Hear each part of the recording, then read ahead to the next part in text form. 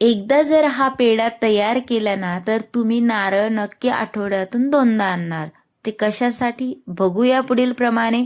तर चला, नमस्कार, मंजूच्या घरच्या स्वादमध्ये तुमचं खूप खूप स्वागत आहे. आज आपण नारळ पौर्णिमेविशेष मस्त असा नारळाचा पेढा तयार करणार आहे, जो करायला अत्यंत सोपा, कोणालाही बनवता येईल इतका सोपा. तर 2 नारळ घेतले, त्याचं पाणी बाजूला केलं आणि नारळ फोडून आपल्याला ते नारळ काढून घ्यायचं आहे. या नारळाची आपल्याला साल काढून घ्यायची आहे. जी पाठीमागून लालसर साल असते नारळाची, ती पूर्ण साल आपल्याला काढायची आहे. नारळाची साल चाकूच्या साहाय्याने काढायची, म्हणजे काढायला कसं सोपं जातं. तर पूर्ण साल आपल्याला नारळाची काढायची आहे.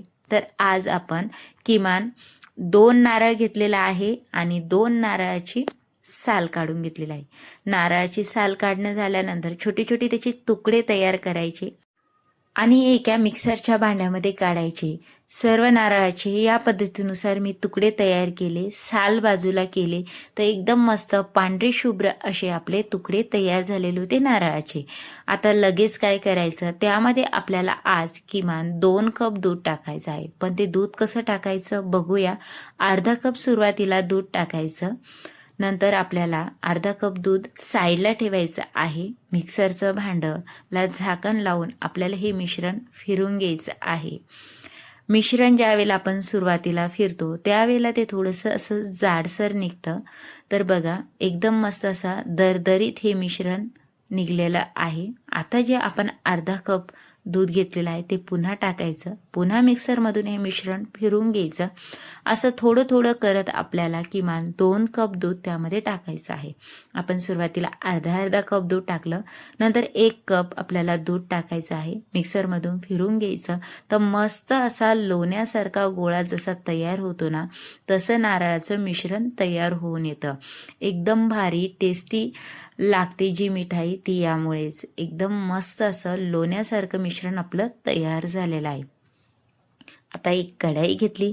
कढाईमध्ये 1 चमचा साजूक तूप घ्यायचं आणि हे पूर्ण नारळाचं मिश्रण त्यामध्ये टाकून घ्यायचं आहे. जसा लोण्याचा गोळा तसंच हे मिश्रण तयार झालेलं आहे. कपाचा 3रा भाग आपल्याला त्यामध्ये मिल्क पावडर टाकायचं, 1/3 कप, आणि 1 कप साखर टाकायची आहे. साखरेचे प्रमाण थोडेफार तुम्ही कमी जास्त करू शकतात, पण किमान 1 कप किंवा कपाचा 3रा भाग साखर त्यामध्ये टाका.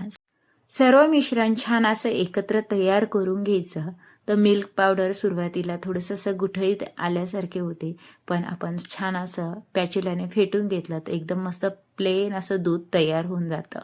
तर यानुसार आपल्याला मस्त त्याला छान असं ढवळत ढवळत एकदम असं घट्ट बॅटर तयार करायचं आहे. तर मी किमान 25 ते 30 मिनिटात हे दूध मस्त असं फेटून घेतलेलं आहे. तर एकदम मस्त रबडीसारखं बॅटर आपलं तयार झालेलं आहे. तर तुम्हाला जर रबडी आवडत असेल तर तुम्ही या पद्धतीनुसार पण त्यामध्ये ड्रायफ्रूट्स टाकून खाऊ शकतात. एकदम मस्त घट्ट बॅटर झाल्यानंतर 1 चमचा त्यामध्ये विलायची टाकली. छान असं पूर्ण हे बॅटर फेटून घ्यायचं आहे. छान फेटत राहिलं की मस्त असं त्याला घट्टपणा येतो. अगदी पुरण किंवा शिरा ज्याप्रमाणे घट्ट तयार होतो ना, त्यानुसार आपल्याला हे बॅटर तयार करून घ्यायचं आहे.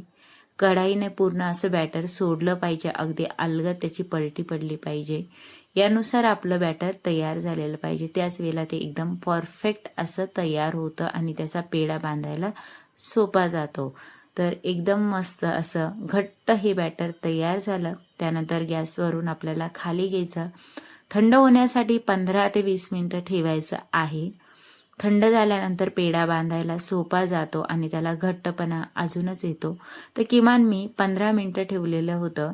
जास्त पण आपल्याला हे बॅटर गॅसवरती घट्ट करायचं नाही, नाहीतर पेढा बांधायला कडक होऊ शकतो. तर एकदम परफेक्ट अगदी कढाई सोडेल आणि हे बॅटर या पद्धतीनुसार मऊसूत तयार होईल, यानुसारच आपल्याला हे बॅटर तयार करायचं आहे.